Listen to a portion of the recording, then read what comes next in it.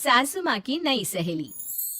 प्रिया kitchen में चाय बना रही होती है और सुमन ड्राइंग रूम में बैठकर मजे से टीवी देख रही होती है। तभी दरवाजे की घंटी बजती है। प्रिया, जरा देखना तो कौन आया है। देखती हूँ मम्मी जी। प्रिया दरवाजा खोलती है तो सामने पड़ोस वाली विमला आंटी खड़ी होती है। नमस्ते आंटी जी, कैसी हैं आप?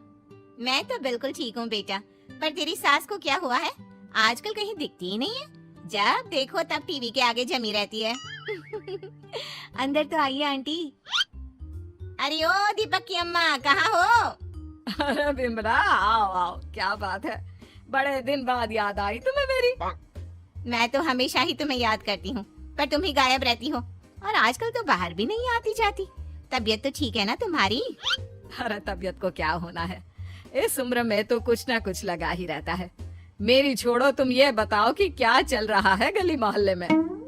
तुम गली मोहल्ले की छोड़ो, चल तो तुम्हारे पड़ोस में रहा है। तुम्हारी नई सहेली आई है। मेरी कौन सी नई सहेली? मैं तो यहाँ बस तुमसे बातचीत कर लेती हूँ या फिर बाजू वाली शर्मा की बहू से दो चार बातें कर लेती हूँ। इसीलिए तो कहा कि तेरी नई सहेली आई है। अब कोई पड़ोस में आया है तो बात तो होनी ही है। कम से कम इसी बहाने हमारा भी एक ग्रुप बन जाएगा। फिर सब मिलकर अपनी बहुओं की शिकायतें किया करेंगे। दोनों हंसने लगते हैं। तभी प्रिया चाय लेकर आती है और सामने टेबल पर रख देती है। दोनों चाय पीती हैं और बातें करते हैं। चलो मैं चलती हूँ, अब कल मिलते हैं। राम राम। अगले दिन प्रिया किचन में कुछ काम कर रही होती है और सुमन आराम से सोफे पर बैठकर मटर छिल रही होती है। तभी डोरबेल बजती है। प्रिया दरवाजा खोलती है तो सामने उनकी नई पड़ोसन खड़ी होती है। जी, आप कौन? मैंने पहचाना नहीं। नमस्ते बेटा, मैं शारदा, आपके बगल वाले घर में अभी 2-4 दिन पहले ही शिफ्ट हुए हैं। ओह अच्छा अच्छा अच्छा, नमस्ते आंटी, अंदर आइए ना आप। देखिए तो मम्मी जी, आज कौन आया है। इतना कहकर प्रिया किचन में चाय बनाने चली जाती है। नई पड़ोसन को घर पे देखकर सुमन थोड़ा हैरान हो जाती है। नमस्ते बहन जी, मैं शारदा, आपकी नई पड़ोसन। अच्छा अच्छा, आप हैं हमारी नई पड़ोसन। आइए आइए, और बताइए कैसी हैं आप? जी बिल्कुल ठीक हूँ। वो दरअसल घर पर छोटी सी पूजा रखवाई थी, बस उसी का प्रसाद देने चली आई। सोचा इसी बहाने नए पड़ोसियों से भी मुलाकात हो जाएगी। ये तो बहुत अच्छा सोचा आपने। सुमन प्रिया को आवाज लगाती है। अरे ओ बहू, जरा चाय पानी का तो आके पूछ लो। ये आजकल की बहुएं भी ना, जब तक बोलो नहीं तब तक कुछ नहीं करेंगी। आई मम्मी जी। प्रिया चाय लेकर आती है। दोनों बैठकर चाय पीती हैं और खूब सारी बातें करती हैं। अच्छा बहन जी, अब मैं चलती हूँ, फिर मिलते हैं। अब तो आना जाना लगा ही रहेगा। शारदा के जाने के बाद प्रिया किचन से बाहर आती है। क्या बात है मम्मी जी, आप दोनों को देखकर तो लगा ही नहीं कि पहली बार मिल रही हो। आप दोनों तो बिल्कुल बिछड़ी हुई सहेलियों की तरह बातें कर रही थी। अरे जब दो औरतें मिल जाती है ना, तो बातें अपने आप ही निकल आती है। अब तू अपने काम पर ध्यान दे, बातों पे नहीं। ऐसे ही कुछ दिन बीत जाते हैं। अब सुमन और शारदा अच्छी सहेलियां बन गई होती हैं। दोनों एक साथ मंदिर जाती, मार्केट जाती और कभी कभी तो विमला भी इनके साथ मिलकर खूब हंसी ठिठोली करती। एक शाम तीनों बैठकर सुमन के घर पर चाय पी रही होती हैं कि तभी बहुत तेज बारिश शुरू हो जाती है। सुमन जोर से प्रिया को आवाज लगाती है।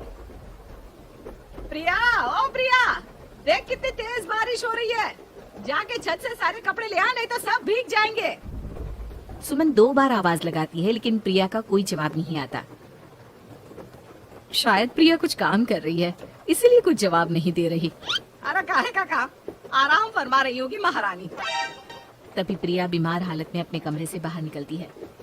हाँ मम्मी जी, क्या हुआ? मेरी तबीयत थोड़ी ठीक नहीं है ना, इसलिए आग लग गई। अरे सारे कपड़े भीग गए और तुझे सोने से फुर्सत नहीं है। सबके सामने सुमन के मुंह से ऐसी बातें सुनकर प्रिया उदास हो जाती है और छत से कपड़े उतारने चली जाती है। सुमन, ये क्या बात हुई? प्रिया ने बताया ना कि उसकी तबीयत ठीक नहीं, इसलिए उसकी आंख लग गई। तुम भी ना खामखा उसे सबके सामने सुना दिया। अरे आप नहीं जानती शारदा जी, कुछ बहुएं ना बहुत आलसी होती है, घर का एक काम नहीं करना चाहती। ऐसा नहीं है सुमन, तुम्हारी बहू तो बहुत प्यारी है, तुम्हारी सारी बात भी तो मानती है। हाँ सुमन, तुम प्रिया के बारे में ऐसा क्यों सोचती हो? मेरी भी 2 बहुएं हैं, लेकिन मैं उन्हें अपनी बेटियों की तरह रखती हूँ। आखिर वो भी तो किसी की बेटियां ही है ना। और अगर तुम ऐसा ही व्यवहार करोगी तो एक दिन प्रिया भी तुम्हारे साथ ऐसा ही बर्ताव करेगी। शारदा और विमला की बातें सुनकर सुमन की तो बोलती बंद हो जाती है।